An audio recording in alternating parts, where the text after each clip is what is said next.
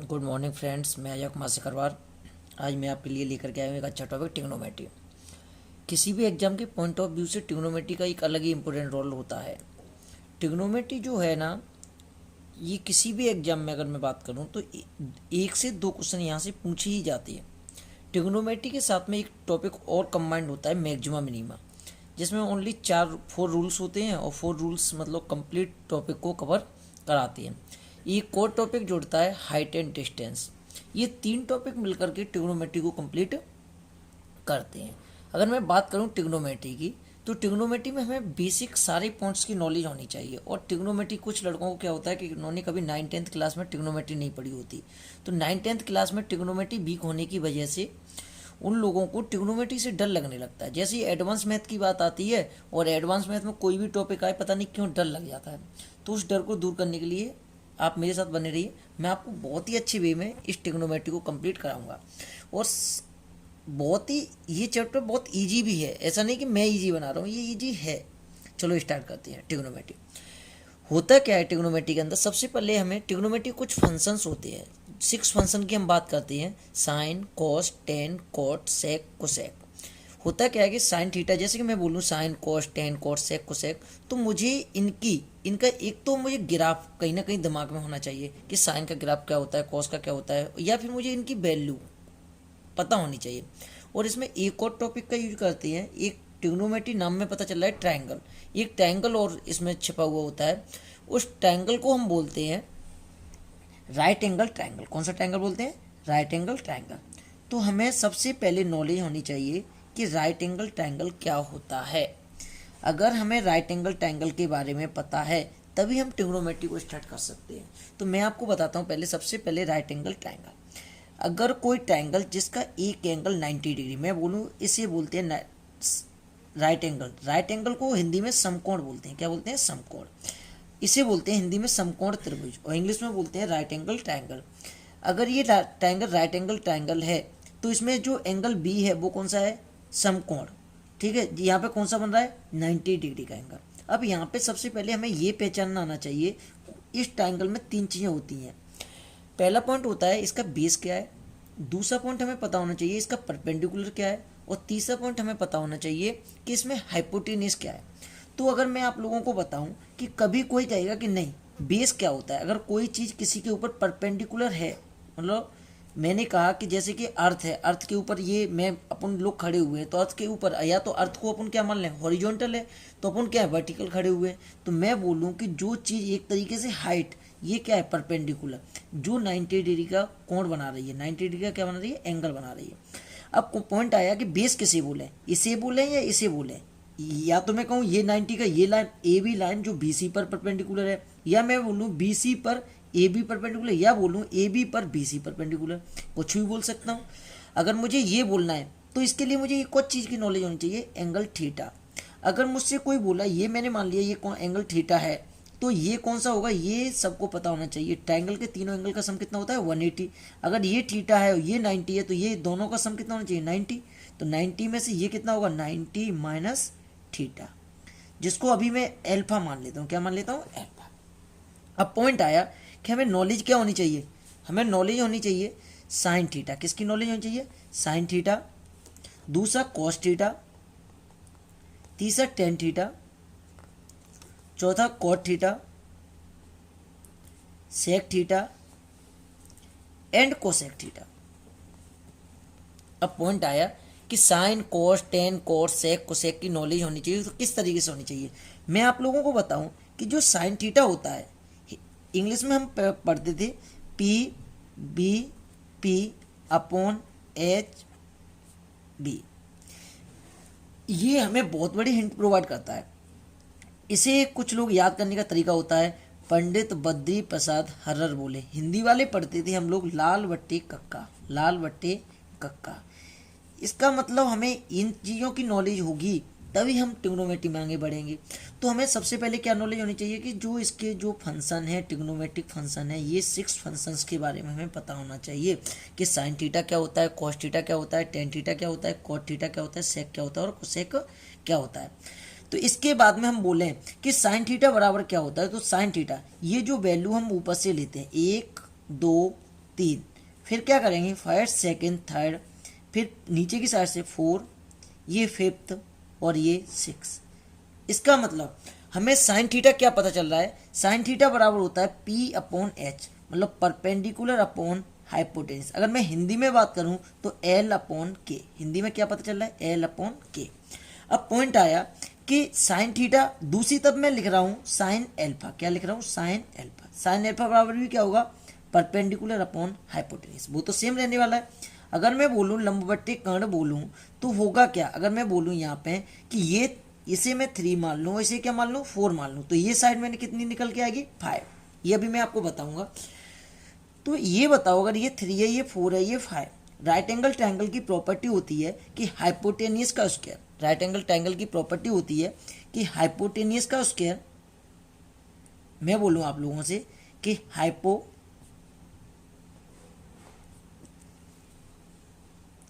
Hypotenuse का square equal to होता है परपेंडिकुलर का स्क्वायर प्लस बेस का स्क्वायर। अब पॉइंट मेरे सामने ये आ गया कि हाइपोटेनियस का स्क्वायर इक्वल टू क्या होता है परपेंडिकुलर का स्क्वायर प्लस बेस का स्क्वायर, ये राइट एंगल ट्रायंगल की प्रॉपर्टी होती है। तो ये मैंने अपने तरीके से ले लिया कि अगर ये 3 है और ये 4 है तो ये अपने आप कितनी होगी 5। तो 3 4 5 का एक रिलेशन होता है, तो ये रिलेशन तो हम सीखेंगे। तो मुझे पता चला साइन थीटा, साइन थीटा क्या होता है लंब बट्टे कर्ण। यहाँ पे मैं लंब किसे बोलूँ, अब यहाँ पे पॉइंट आया, ये एंगल अगर मैंने थीटा माना है, अगर मैं यहाँ इसे थीटा लेके चल रहा हूँ तो ये वाली लाइन किसका काम करेगी, जिस लाइन पे 90 और थीटा लाई करते हैं वो होता है बेस, क्या होता है बेस। तो यहाँ पर अगर थीटा के केस में बात करूँ तो ये वाला बेस BC क्या होगा, यहाँ पर BC को तो हम बेस बोलेंगे और AC को क्या बोलेंगे, AC को हम परपेंडिकुलर बोलेंगे, सॉरी AB को हम क्या बोलेंगे परपेंडिकुलर। अब बात आती है अगर मैं अल्फा लेके चल रहा हूं तो इस केस में जो अल्फा एंगल हम किसको माने चले, इसको, तो यहाँ पे ये तो बेस होगा, ए बी क्या होगा यहाँ पर ए बी इक्वल टू तो बेस होगा और बी सी इक्वल टू क्या होगा, बी सी इक्वल टू होगा अपना परपेंडिकुलर। अब हमें इतनी चीज पता चल गई तो हमें सबसे पहले क्या पता होना चाहिए, साइन थीटा इक्वल टू क्या होगा लंब बट्टे कर्ण। लंब कितना है यहाँ पर, लंब है यहाँ पर 3 और कर्ण कितना है, लंब किसे बोलेंगे बेस कौन सा है यहाँ, लंब कौन सा है यहाँ ए बी बट्टे कर्ण कौन सा है ये 5, कर्ण तो फिक्स होता है। तो इस अगर मैं यहाँ पे साइन अल्फा की बात करूँ तो यहाँ पे साइन अल्फा में परपेंडिकुलर कौन सा है, परपेंडिकुलर यहाँ पे BC है और BC की बराबर BC बराबर कितना है 4 अपॉन हाइपोटेनस कितना है 5। अगर हमें इतना समझ में आता है तभी हम ट्रिग्नोमेट्री पे आगे बढ़ सकते हैं। अब कोई मुझसे पूछे कि कभी भी हमसे कोई पूछे, कोई भी एक एग्जांपल दे के पूछे तो हम किसी का भी आंसर इसी तरीके से फाइंड करेंगे। अब मैं उससे पूछा कॉस थीटा क्या होगा, कॉस थीटा जैसे ही मेरे सामने कॉस थीटा आया तो मैं क्या समझूंगा, कॉस थीटा इक्वल टू क्या होता है बेस अपॉन हाइपोटेनस, क्या होता है बेस अपॉन हाइपोटेनस।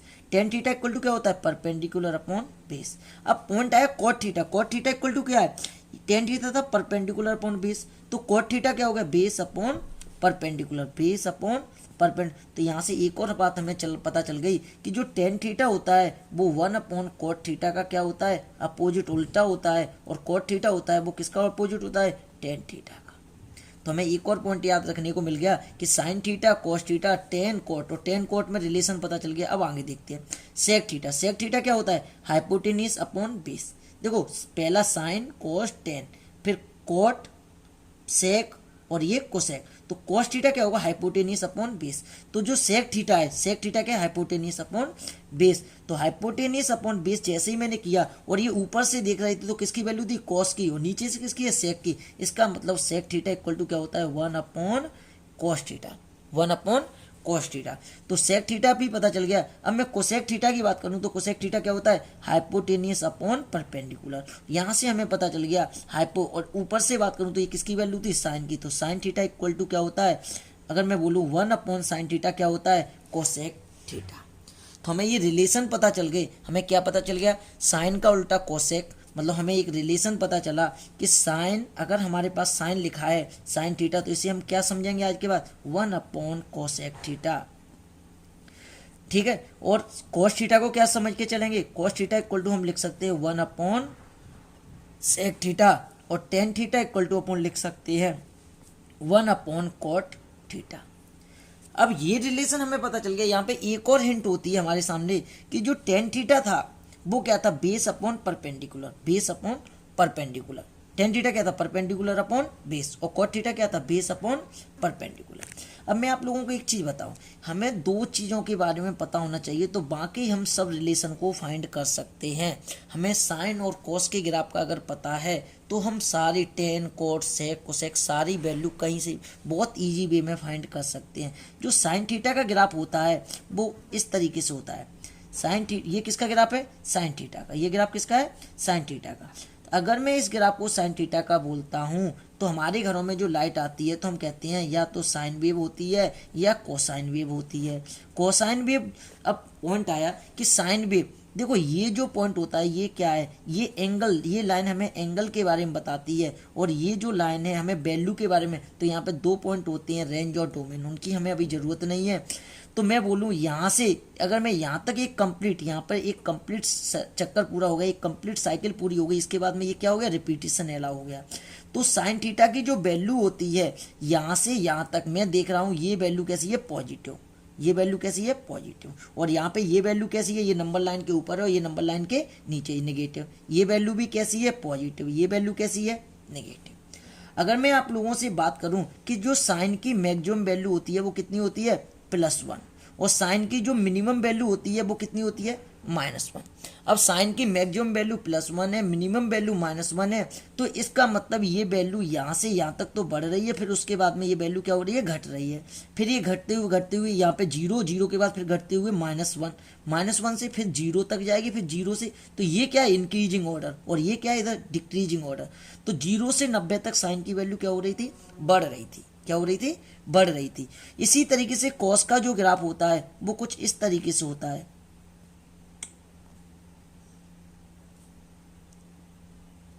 ये जो ग्राफ है अपना, ये किसका है, कॉस का ग्राफ। तो ये ग्राफ जब इस वे में आगे चलता है तो यहाँ पे क्या होता है, अब मैं आपको एक बात बताऊँ, एक जो कंप्लीट साइकिल पूरी होती है ये 360 डिग्री, मतलब मैं बोलूँ कितना, 360 डिग्री। तो यहाँ पे कितना था, 0, यहाँ पे कितना था, 0 डिग्री, यहाँ पे हो गया 180 डिग्री, और यहाँ पे कितना हो गया, 360 डिग्री।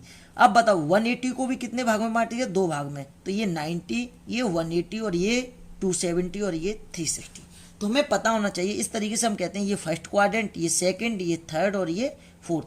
तो हमें 4 क्वाड्रेंट का पता होना चाहिए, कितने का पता होना चाहिए, 4, फर्स्ट, सेकंड, थर्ड और फोर्थ। तो मैं आप लोगों को बताऊं कि क्वाड्रेंट के बारे में आपको साथ ही साथ बताते हुए चलता हूं कि ये जो लाइन है, ये जो नंबर लाइन है, इसे मैं बोलता हूं कि ये 0 से स्टार्ट हो रही है। कहां से स्टार्ट हो रही है, ये लाइन 0। अब मैं किसी एंगल की बात करूं तो यहाँ पे जो मैं बोलूं कि इस तरीके से मैं एंगल बढ़ता जाऊं, अगर मैं लाइंस बढ़ाता जाऊं, लाइंस क्या करता जाऊं, बढ़ाता जाऊं, तो ये इसके ऊपर कैसी होगी, परपेंडिकुलर। ये लाइन कैसी होगी, तो हमें पता होता है कि अगर कोई लाइन परपेंडिकुलर तो वो कितना हो गया, 90 डिग्री। तो इससे बोलेंगे हम फर्स्ट क्वाड्रेंट। कौन सा क्वाड्रेंट बोलेंगे, फर्स्ट क्वाड्रेंट। इसे बोलेंगे हम सेकंड क्वाड्रेंट। इसे कौन सा बोलेंगे, थर्ड क्वाड्रेंट। इसे बोलेंगे हम फोर्थ क्वाड्रेंट। अगर हमें इनके बारे में नॉलेज है तो मैं आपको आगे बताऊंगा कि फर्स्ट क्वाड्रेंट में जो साइन की वैल्यू थी वो कैसी थी। फर्स्ट क्वाड्रेंट ये पूरी की पूरा, ये कहाँ से कहाँ तक जाता है, 0 से लेकर 360 तक। कहाँ तक से कहाँ तक जाता है, 0 से लेकर 360। तो ये जो वैल्यू थी, या अगर मैं यहाँ 0 डिग्री बोलूँ तो यहाँ कितना बोलेंगे, 90 डिग्री, यहाँ कितना बोलेंगे, 180 डिग्री, और यहाँ कितना बोलेंगे, 270 डिग्री। तो मैं 0 से 90 तक कौन सा क्वाड्रेंट बोल रहा था यहाँ पे, फर्स्ट। तो ये कौन सा क्वाड्रेंट हो गया, फर्स्ट क्वाड्रेंट। अब फर्स्ट क्वाड्रेंट में अभी अपन ने देखा था साइन की वैल्यू मिनिमम कितनी थी, 0, मैक्सिमम कितनी थी, 1। तो 0 से लेकर 1, लेकिन वैल्यू कैसी थी, पॉजिटिव। तो यहाँ पे सारी वैल्यू कैसी आएंगी, साइन की वैल्यू सारी पॉजिटिव आएंगी। अब बात करते हैं साइन की वैल्यू सेकंड क्वाड्रेंट में। सेकंड क्वाड्रेंट में साइन की वैल्यू है तो पॉजिटिव, लेकिन डिक्रीजिंग ऑर्डर में है। तो साइन यहाँ पर भी कैसा है, पॉजिटिव। तो यहाँ पर भी साइन पॉजिटिव था और यहाँ पे भी साइन की वैल्यू कैसी है, पॉजिटिव। अब थर्ड क्वाड्रेंट की बात करें तो थर्ड क्वाड्रेंट में साइन कैसा है, ये वैल्यू कैसी है, निगेटिव।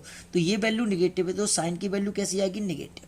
अब फोर्थ क्वाड्रेंट की बात करूं मैं तो फोर्थ क्वाड्रेंट में साइन की वैल्यू कैसी है, यहाँ पर भी निगेटिव। अब पॉइंट आया, अब मैं आप लोगों को बताना चाह रहा था, मैंने आपको क्या बताया कि साइन जो है फर्स्ट में एंड सेकंड में, इन दोनों क्वाड्रेंट में कैसा है, पॉजिटिव। अब मैं आप लोगों को दूसरी बात बताऊं कि जो कॉस है, क्या है, कॉस। कॉस जो है वो, अब कॉस के बारे में, साइन जो फर्स्ट और सेकंड में तो पॉजिटिव है, लेकिन थर्ड और फोर्थ में कैसा है, थर्ड एंड फोर्थ में कैसा है, नेगेटिव। अब मैं कॉस की बात करूं, कॉस का जो ग्राफ है ये अगर हम देखें ध्यान से तो यहाँ से ये ग्राफ चलना शुरू हुआ, यहाँ के एक साइकिल कंप्लीट हुई, तो यहाँ से लेकर यहाँ तक एक साइकिल कंप्लीट हुई, यहाँ से रिपीटेशन शुरू हो गया। तो इसका मतलब मैं आप लोगों को बताऊं, ये वैल्यू कितने 1 2 3 4, ये कितने पार्ट में बच गया 4। तो जीरो यहाँ कितना 90, यहाँ कितना 180, यहाँ कितना 270 और यहाँ कितना 360। तो जीरो से लेकर 360 तक हम चलते हैं तब एक साइकिल हमारी कंप्लीट होती है। मतलब एक कंप्लीट राउंड चलने में कितना चलना पड़ता है 360 डिग्री। तो हमें एक बात पता चलती है कि और हमें याद है कि कॉस की जो मैक्सिमम वैल्यू होती है 0 डिग्री पे होती है 1। कितनी होती है 1। अब कॉस की मैक्सिमम वैल्यू यहाँ 1 है और यहाँ से 1 से जो वैल्यू घटते हुए 90 पे कितनी हो गई 0। तो लेकिन ये पूरा क्वाड्रेंट कैसा है पॉजिटिव।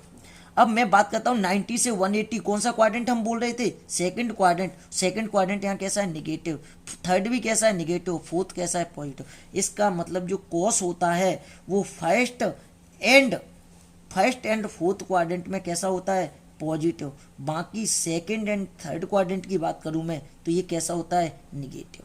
अब इसकी हेल्प से हम सब के बारे में पता करेंगे। अब मैं आप लोगों को बताऊं कि साइन कॉस ये पॉजिटिव निगेटिव कैसे होते हैं। बस हमें इतना पता होना चाहिए जो साइन का ग्राफ क्या होता है और कॉस का ग्राफ क्या होता है। ये हमें नहीं पता हो तब भी हमें रट के काम चला लेते हैं, लेकिन अगर हमें ग्राफ के बारे में पता है तो हम डायरेक्टली इन चीज़ों को समझ सकते हैं। हम रटने की बजाय समझने पर ध्यान दे रहे हैं। तो हमें अभी तक क्या पता चला, हमें पता चला एक ट्रायंगल कौन सा ट्रायंगल राइट एंगल ट्रायंगल का बेस क्या होता है जिस 90 डिग्री और थीटा जहाँ पर लाई करते हैं, जिस लाइन पर लाई करते हैं उसे बोलते हैं बेस। उस पर जो परपेंडिकुलर जो 90 डिग्री पर जो दूसरी लाइन होती है उसे बोलते हैं हम क्या इसे बोलते हैं हम बेस। इसे क्या बोलते हैं परपेंडिकुलर। मतलब 90 और थीटा जहाँ लाई कर रहे हैं उसे हमने क्या बोला बेस। और इसकी जो अपोजिट दूसरी लाइन होती है परपेंडिकुलर वाली उसे बोलते हैं परपेंडिकुलर। और जो तीसरी लाइन होती है ट्रायंगल 3 लाइन से मिलकर बना होता है उसे बोलते हैं हाइपोटेनियस। तो सबसे पहले हमें क्या पता चलना चाहिए परपेंडिकुलर बेस और हाइपोटेनियस पहचानना आना चाहिए। इससे आगे अगर मैं आप लोगों को समझाऊं तो हमें उसके बाद में क्या पता होना चाहिए कि रिलेशन पता होना चाहिए। साइन थीटा किसका उल्टा होता है कोसेक थीटा का, कॉस किसका उल्टा होता है सेक थीटा का, और टेन किसका उल्टा होता है कॉट थीटा का। अगर हमें ये रिलेशन पता है तो हमें एक और चीज पता होनी चाहिए। क्या पता होना चाहिए हाइपोटेनियस क्या होता है, परपेंडिकुलर क्या है, बेस क्या है। तो इसमें रिलेशन होता है कि हाइपोटेनियस का स्क्वायर मतलब बड़ी वाली साइड का स्क्वायर इक्वल टू दोनों छोटी साइड के स्क्वायर जो है उसका सम। मतलब हाइपोटेनियस का स्क्वायर इक्वल टू परपेंडिकुलर का स्क्वायर प्लस बेस का स्क्वायर। इसके बाद में मैंने आप लोगों को बताया कि साइन थीटा कब पॉजिटिव होता है, कॉस कब पॉजिटिव होता है। अगर मैं ग्राफ से बात करूं तो साइन फर्स्ट और सेकंड क्वाड्रेंट में पॉजिटिव होता है, थर्ड एंड फोर्थ क्वाड्रेंट में कैसा है निगेटिव। और कॉस जो है वो फर्स्ट और फोर्थ में पॉजिटिव है और सेकंड और थर्ड में कैसा है नेगेटिव। तो मैं यहाँ से आपको एक चीज और बताना चाहूंगा। मैंने रिलेशन बताया था कि टेन थीटा बराबर क्या होता है sine theta upon cos theta. मैंने अभी आपको एक और रिलेशन बताता हूँ। टेन थीटा बराबर क्या होता है sine theta upon cos theta. अगर मैं टेन को साइन और कॉस से कनेक्ट करना चाहूँ तो साइन थीटा क्या था, देखो मैं आपको प्रूफ भी बता देता हूँ। साइन थीटा क्या था परपेंडिकुलर अपॉन हाइपोटेनियस, और कॉस थीटा क्या था बेस अपॉन हाइपोटेनियस। एच से एच कैंसिल हो जाए, क्या बचेगा परपेंडिकुलर अपॉन बेस। तो ये टेन थीटा प्रूफ भी हो रहा है। तो टेन थीटा, अब पॉइंट आया कि ये टेन थीटा फर्स्ट में क्वाड्रेंट में कैसा होगा, सेकंड में कैसा होगा, थर्ड में कैसा होगा। तो अपन बात करते हैं। टेन थीटा जो होता है वो फर्स्ट क्वाड्रेंट में, अब देखो ऊपर क्या है साइन फर्स्ट और सेकंड में फर्स्ट में कैसा होता है पॉजिटिव, और कॉस भी फर्स्ट में कैसा होता है पॉजिटिव। तो टेन जो है वो फर्स्ट क्वाड्रेंट में कैसा आ गया positive upon positive equal to positive. अब सेकंड क्वाड्रेंट की मैं बात करूं तो सेकंड क्वाड्रेंट में ये कौन सा क्वाड्रेंट था फर्स्ट। अगर मैं सेकंड की बात करूं तो सेकंड में टेन कैसा होगा, सेकंड में जो साइन होता है वो तो पॉजिटिव होता है लेकिन कॉस कैसा होता है निगेटिव। तो पॉजिटिव अपॉन निगेटिव कैसा हो गया निगेटिव। अब थर्ड क्वाड्रेंट की मैं बात करूं तो थर्ड में कैसा होगा बात करते हैं। थर्ड क्वाड्रेंट में साइन कैसा होता है निगेटिव और कॉस भी कैसा होता है निगेटिव। तो थर्ड क्वाड्रेंट में जो टेन है वो कैसा होगा पॉजिटिव, निगेटिव से निगेटिव कट जाए कैसा होगा पॉजिटिव। फोर्थ क्वाड्रेंट की बात करूं मैं, फोर्थ क्वाड्रेंट की बात करूं तो साइन तो यहाँ पे कैसा होता है निगेटिव लेकिन कॉस कैसा होता है पॉजिटिव। लेकिन फाइनली पॉजिटिव और निगेटिव का डिवाइड करेंगे तो क्या आएगा निगेटिव। तो हमें यहाँ से ये पता चल गया कि फर्स्ट में साइन भी पॉजिटिव था, कॉस भी पॉजिटिव था, टेन भी पॉजिटिव है। तो इसका मतलब टेन का उल्टा क्या होता है कॉट। तो वो भी पॉजिटिव है। साइन का उल्टा क्या होता है कोसेक, तो वो भी पॉजिटिव है। कोस का उल्टा क्या होता है सेक, तो वो भी पॉजिटिव। इसका मतलब हमें इतनी हिंट मिल गई कि फर्स्ट क्वाड्रेंट में चाहे साइन की बात करूं, चाहे कोस की बात करूं, चाहे टेन की बात करूं, चाहे कोट, चाहे सेक, चाहे कोसेक, ऑल आर पॉजिटिव। तो हमें क्या पता चल गया कि फर्स्ट क्वाड्रेंट में सभी वैल्यू कैसी होती है हमारी पॉजिटिव। तो अब मैं आप लोगों को कुछ चीज़ें बताने जा रहा हूँ, वो ध्यान से देखना कि जो फर्स्ट क्वाड्रेंट की बात करें, हम किसकी बात करें क्वाड्रेंट, क्वाड्रेंट बार बार बोल रहे हैं, तो हमें इतनी सी बात अब याद रखनी है जो मैंने समझाया वहाँ से एक हिंट याद रखनी है कि ये क्या था जीरो वाली लाइन, ये कितनी थी 90, ये कितना एंगल था 180 और ये क्या हो गया 270। मैंने अभी आपको क्या बताया था, ये कौन सा क्वाड्रेंट है फर्स्ट क्वाड्रेंट, ये कौन सा क्वाड्रेंट है सेकंड क्वाड्रेंट, ये मैंने आपको कौन सा बताया थर्ड क्वाड्रेंट, और ये कौन सा बताया मैंने आपको फोर्थ क्वाड्रेंट। अब अगर हमें इतना पता है तो 0 से लेकर 90 तक ये वैल्यू कहाँ से 0 से लेकर 90, ये कहाँ से कहाँ तक 90 से लेकर 180 तक, 90 से लेकर 180 तक, और ये कहाँ से कहाँ तक 180 से लेकर 270 तक, और ये कहाँ से 270 से लेकर 360 तक। अगर मैं बोलूँ 360 पर क्या पहुँच गए, एक तरीके से साइकिल कंप्लीट हो गई, फिर दोबारा से साइकिल रिपीटेशन शुरू हो जाएगा। तो अभी अपन ने क्या देखा था फर्स्ट क्वाड्रेंट में जितनी भी आइडेंटिटी हैं sine cos tan cos sec cosec all are positive, all are positive. मतलब हमें क्या पता चल गया फर्स्ट में ऑल आर पॉजिटिव।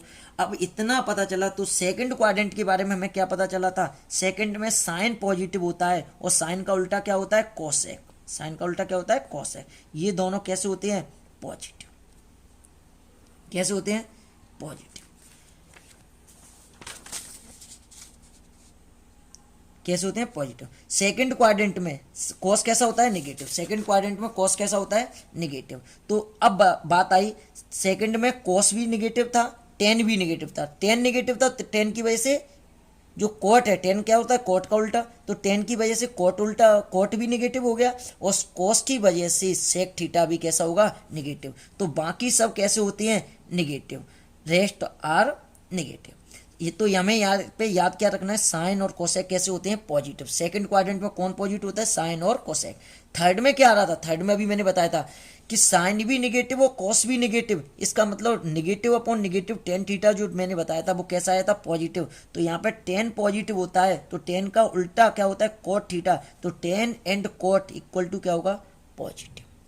अब हमें इतना पता चल गया तो मैं आप लोगों को कुछ और बातें बताना चाहूँगा। टेन और कोट पॉजिटिव है। फोर्थ क्वाड्रेंट में क्या बताया था मैंने अभी आपको कि फोर्थ में क्या था, एक तो कोस पॉजिटिव था और कोस का उल्टा क्या होता है कोस एंड क्या कोस का उल्टा होता है सेक आर पॉजिटिव। हमें क्या याद रखना है जो हमने पिछली पूरी क्लास में पढ़ा, बस इतना सा भी पढ़ा कि ऑल आर पॉजिटिव, यहाँ पे साइन एंड कोसेक पॉजिटिव, यहाँ पे टेन और कोट पॉजिटिव, यहाँ पे कोस एंड सेक पॉजिटिव। अब इतना हमें समझ में आ गया तो अगर मैं कहूँ ये वैल्यू कहाँ से कहाँ लाई करिए 0 से लेकर 90 तक, तो मैं इसे कहूँगा अब देखो 0 प्लस कहूँ या 90 माइनस कहूँ, तो हमें जितनी भी ये क्वाड्रेंट में वैल्यू है सब 90 का मल्टीपल बनानी है। क्या बनानी है 90 का मल्टीपल। तो मैं आपको बताऊँ उस तरीके से देखना, इसे मैं क्या लिख सकता हूँ 90 से छोटी वैल्यू, अगर मैं कहूँ 0 से लेकर 90 तक जितने भी एंगल हैं 0 से लेकर 90 तक वो इसमें लाई करेंगे। तो 0 से 90 के बीच की बात करूँ तो इसे मैं क्या लिखूंगा 90 माइनस थीटा। मैं 90 के टर्म में लिखना चाहूँ तो 90 माइनस थीटा।